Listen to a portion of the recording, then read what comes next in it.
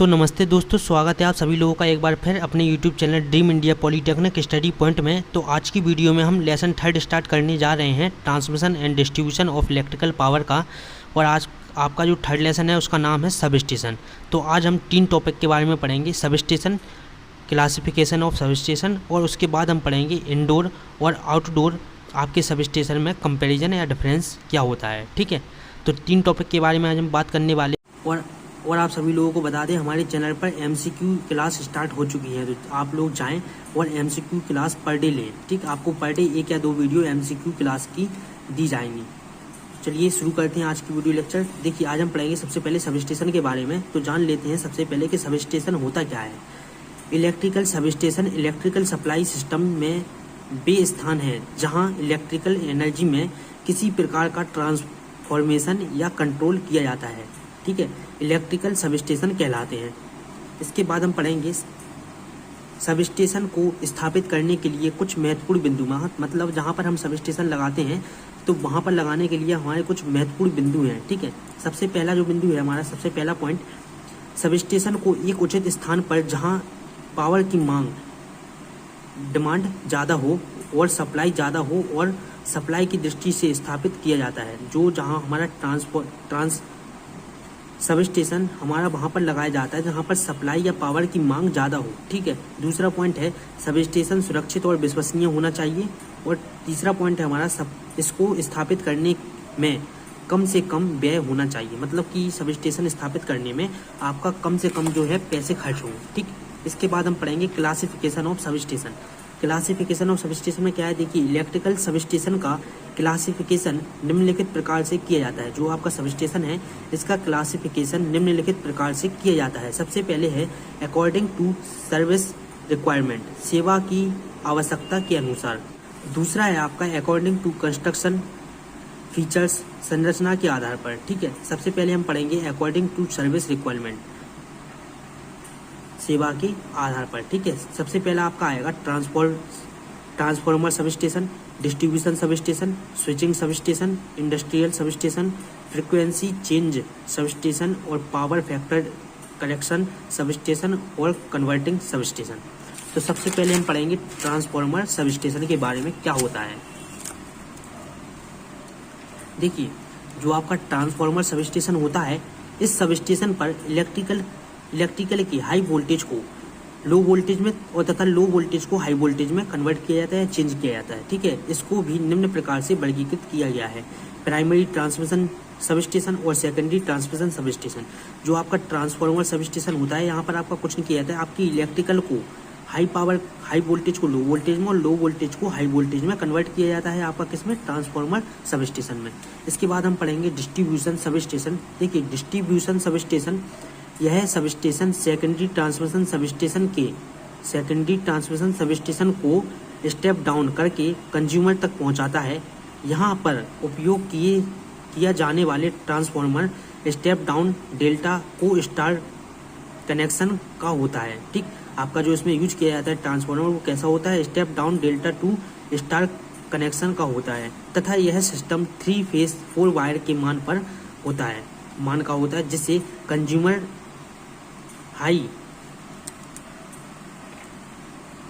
जिसे consumer light, fan, motor आदि के लिए सप्लाई लेते हैं।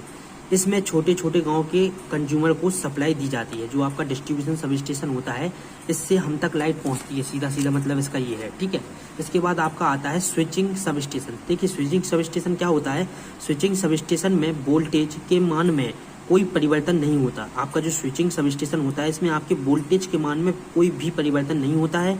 इस सब स्टेशन पर केवल एक सब स्टेशन को दूसरे सब स्टेशन पर इंटरकनेक्ट अर्थात ग्रेड वोल्टेज से जोड़ा जाता है। ठीक, जो कि सब स्टेशन पर सामान्य मान की वोल्टेज को बनाए रखता है, मतलब कि आपकी जो वोल्टेज है उसको समान रूप से बनाए रखता है।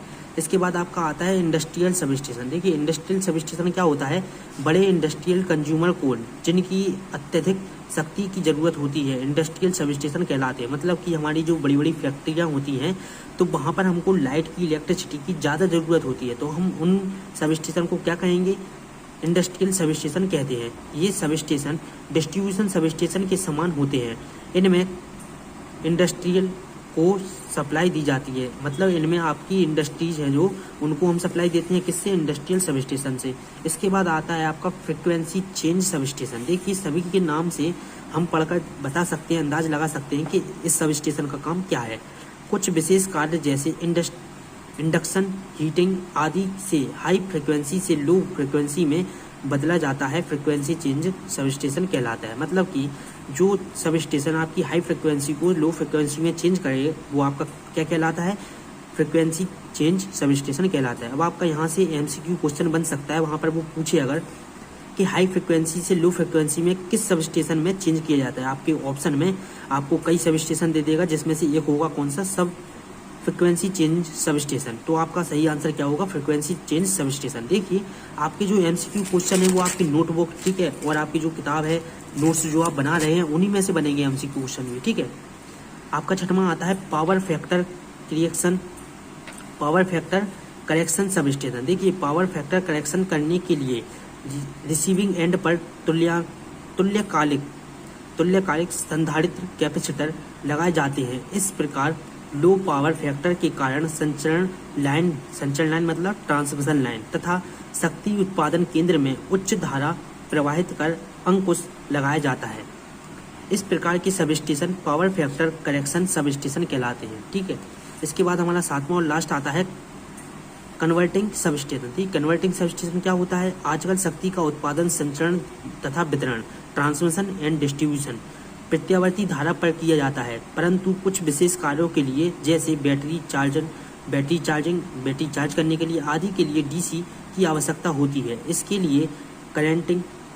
लिए कन्वर्टिंग सब स्टेशन का उपयोग किया जाता है। मतलब कि कन्वर्टिंग सब स्टेशन आपका किस लिए किया जाता है, बैटरी चार्ज वगैरह करने के लिए हमको जो डीसी की आवश्यकता होती है तो उसके लिए आपका क्या किया जाता है, कन्वर्टिंग सब स्टेशन का उपयोग हम करते हैं। इसकी क्लासिफिकेशन के अंतर्गत आपका दूसरा आता है अकॉर्डिंग टू कंस्ट्रक्शन फीचर। मतलब कि संरचना के आधार पर देखिए इसके बारे में हम पहले जान लेते हैं। एक सब स्टेशन पर बहुत प्रकार के उपकरण लगाए जाते हैं। जो आपका एक सब स्टेशन होता है उधर पे बहुत प्रकार के आपके जो उपकरण हैं, ठीक, वो होते हैं, जैसे सर्किट ब्रेकर, स्विच, वेट अरेस्टर आदि को लगाया जाता है। इन सारे उपकरणों को लगाने के लिए बहुत सारी जगहों की आवश्यकता होती है। देखिए जब आप ज़्यादा उपकरण लगाएंगे तो आपकी जगह की आवश्यकता भी आपको ज़्यादा होगी, ठीक है। इन उपकरणों को रेटिंग के अनुसार जैसे जैसे पावर की डिमांड बढ़ती जाती है उसी प्रकार सब स्टेशन की रेटिंग भी बढ़ती जाती है। देखिए जिस प्रकार आपकी जो डिमांड है, पावर की डिमांड बढ़ती जाएगी, मतलब कि आपकी सप्लाई की डिमांड बढ़ती जाएगी, उसी प्रकार आपकी सब स्टेशन की रेटिंग भी बढ़ती जाएगी। अतः साधारण सब स्टेशन की रेटिंग 220 kVA के में किया जाता है। अतः संचरण की दृष्टि से सब स्टेशन 4 प्रकार के होते हैं। देखिए अब आपका एक एमसीक्यू क्वेश्चन यहाँ पर बनता है,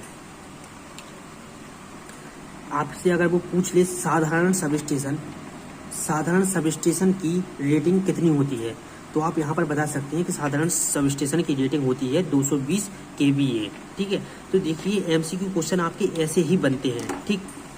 इसके बाद देखिए आपके जो अकॉर्डिंग टू कंस्ट्रक्शन फीचर्स हैं, इसके अंतर्गत भी आपके 4 प्रकार के आते हैं। Indoor type sub station, outdoor type sub station, underground sub station और पीडीई माउंटेड सब स्टेशन। सबसे पहले हम पढ़ेंगे इंडोर टाइप सब स्टेशन क्या होता है। इस सब स्टेशन में सभी उपकरणों को सब स्टेशन भवन के अंदर लगाया जाता है। जो आपका इंडोर टाइप सब स्टेशन है, इसमें आपके जितने भी उपकरण हैं सब स्टेशन के, उसको भवन के अंदर लगाया जाता है। ये सब स्टेशन 11 kV क्षमता के लिए भी बनाए जाते हैं, लेकिन जब वातावरण दूषित हो जाता है तो इन्हें 33 kV किलोवाट तथा 66 kV क्षमता के लिए भी बनाया जाता है। आउटडोर सब स्टेशन क्या होता है, देखिए आउटडोर सब स्टेशन होता है इस प्रकार के उपकरणों को खाली जगहों पर लगाया जाता है। ये उपकरण 2 प्रकार के होते हैं, पोल माउंटेड सब स्टेशन और प्लेट माउंटेड सब स्टेशन, ठीक। सबसे पहले हम इसमें पढ़ेंगे पोल माउंटेड सब स्टेशन क्या होता है। देखिए खम्भों पर लगने वाले उपकरण, पोल माउंटेड सब स्टेशन का मतलब होता है खम्भों पर लगने वाले उपकरण। इस प्रकार के सब स्टेशन सबसे सस्ते तथा छोटे होते हैं। इस प्रकार के सब स्टेशन में किसी भवन की आवश्यकता नहीं होती है, ये बाहर खम्भों पर लगाए जाते हैं। ये खम्भे सिंगल पोल स्ट्रक्चर डुअल पोल स्ट्रक्चर, 4 पोल स्ट्रक्चर के हो सकते हैं। यह पोल पर लगाने वाले सबस्टेशन छोटी जगहों या कम आबादी वाली जगहों पर लगाए जाते हैं। तब इन्हीं खम्भों पर ये ओवरहेड वोल्टेज लाइन द्वारा कंज्यूमर को सप्लाई दी जाती है। देखिए जो आपके पोल माउंटेड सबस्टेशन होते हैं ये आपके खम्भे पर लगाए जाते हैं, ठीक है। इतना आप जानें। जब यही सबस्टेशन घनी आबादी वाले क्षेत्र में लगाए जाते हैं तो कंज्यूमर को low voltage supply underground cable द्वारा दी जाती है। पोल पर लगने वाले सबस्टेशन ट्रांसफार्मर, ये आपका ट्रांसफार्मर लिखा हुआ है, ठीक है। ट्रांसफार्मर की क्षमता 25 kVA, 63 kVA, 100 kVA तक की होती है। इसके बाद हम पढ़ेंगे प्लेट माउंटेड सब स्टेशन। देखिए आधार सिरा पर लगने वाले सब स्टेशन या उपकेंद्र, इन सब स्टेशन को खुले जगहों में उचित प्लान को बनाकर लगाया जाता है। प्रायः इस प्रकार के सब स्टेशन को प्राथमिक या द्वितीयक प्रकार के संचरण के लिए भी प्रयोग किया जाता है। इन सब स्टेशन पर पहुंचने वाली सप्लाई अकेले या द्वितीयक संचरण के लिए प्रयोग की जाती है, ठीक। इसके बाद हम पढ़ेंगे तीसरा अपना पॉइंट और आज का वीडियो का last topic, comparison between indoor sub station and outdoor sub station. देखिए अब हम इन दोनों की तुलना पढ़ते हैं। आपका जो इंडोर सब स्टेशन होता है, इन सब स्टेशन को बनाने के लिए भवन निर्माण सामग्री जैसे ईंट, पत्थर, सीमेंट, लोहा, कंक्रीट आदि की जरूरत होती है। जो आपके इंडोर सब स्टेशन होते हैं इनको बनाने के लिए किस किस की जरूरत होती है? ईंट, पत्थर, सीमेंट, लोहा, कंक्रीट आदि की जरूरत होती है। कंक्रीट आपकी गट्टी को कहते हैं, ठीक है, गट्टी कहते हैं, ठीक। इसको आउटडोर सब स्टेशन होता है आपका, इसको बनाने के लिए किसी प्रकार की ईंट, पत्थर आदि की आवश्यकता नहीं होती है, जरूरत नहीं होती है, ठीक है। दूसरा हमारा है इंडोर सब स्टेशन में मापने की सारे उपकरण जैसे अमीटर, वोल्टमीटर, फ्रीक्वेंसी मीटर आदि को भवन के अंदर रखा जाता है। आउटडोर सब स्टेशन में सारे उपकरणों को एक पैनल बोर्ड पर लगाया जाता है, ठीक। और जो आपका आउटडोर सब स्टेशन होता है इसमें आपके लगे हुए होते हैं बोर्ड के ऊपर, ठीक, और इसमें भवन के अंदर रखे हुए होते हैं। तीसरा हमारा है इंडोर सब स्टेशन की लागत ज़्यादा होती है और आउटडोर सब स्टेशन की लागत कम होती है। मतलब इसमें आप कम पैसे में आपका लग जाता है क्या इंडोर सब स्टेशन, और ज़्यादा पैसे लगते हैं आपके आउटडोर सब स्टेशन लगाने में। इसके बाद हम देखते हैं इसका विस्तार आसानी से नहीं किया जा सकता है, इसका विस्तार आसानी से किया जा सकता है। स्विचिंग गियर को लगाने में अधिक खर्च की ज़रूरत होती है। इसमें आप अगर इंडोर सब स्टेशन में स्विचिंग गियर लगाएंगे तो आपको ज़्यादा पैसे खर्च करने पड़ेंगे और इसमें कम खर्च की आवश्यकता होती है। इसको असेंबल करने में ज़्यादा समय लगता है और इसको असेंबल करने में कम समय लगता है। असेंबल का मतलब इसको लगाने के लिए कम समय लगता है और इसको लगाने के लिए हमारा कम, इसको लगाने के लिए ज़्यादा समय लगता है।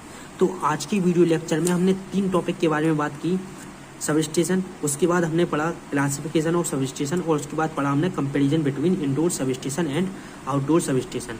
तो अगर आपको वीडियो अच्छी लगी हो तो लाइक, कमेंट और अपने दोस्तों के साथ जरूर से शेयर करें और चैनल को भी सब्सक्राइब करें। और आप सभी लोगों को बता दें हमारे चैनल पर आपको सभी सब्जेक्ट की polytechnic 4th semester electrical department के MCQ क्वेश्चन पढ़ाए जाएंगे। आपको पर डे 1 वीडियो या 2 वीडियो मिलेंगी, उसमें आपको हर लेसन से 100-150 MCQ क्वेश्चन पढ़ाए जाएंगे और आपकी प्रत्येक वीडियो में 50 से 100 MCQ क्वेश्चन बताए जाएंगे। तो आप MCQ क्वेश्चन की सीरीज देखने के लिए जाएं, आप डिस्क्रिप्शन में आपको वहां पर लिंक मिल जाएगी और चैनल पर जाएं तो एक वीडियो आपकी डल चुकी है ट्रांसमिशन की, आपका फर्स्ट लेसन की MCQ स्टार्ट हो चुकी है।